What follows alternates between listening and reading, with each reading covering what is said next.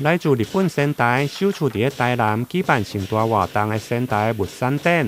，24号上午伫台南大湾东百货正式登场。现场有日本传统的祈福仪式，以及北门国小的战鼓队精彩的表演，并且有着台南市副市长叶铁山、甲仙台市的副市长唐本章，以及台日友好交流基金会贵宾共同来敲击酒樽，宣告活动正式登场。我要特别感谢滕本章副市长，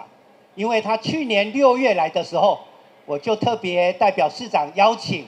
滕本章副市长，今年一定要再率团来参与台南400年的活动，同时邀请他们的雀舞来台南表演，同时也希望他们的这个七系的彩球流苏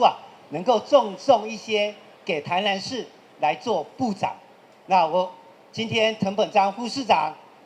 特别又率团来，而且也赠送了我们这些彩球的流苏，我们也预计3月6号要在爱国妇人馆把它展出。这届的特产展除了邀请仙台5间特产的商家参展，包括知名的生命造酒，另外还有8间的工艺品，加日式杂货商家，互民众唔免到日本，就用买到宫城县指定的传统工艺品。仙台物产展特别对今日起到3月3号，欢迎有兴趣的民众把握机会。台南新闻联跟采访报道。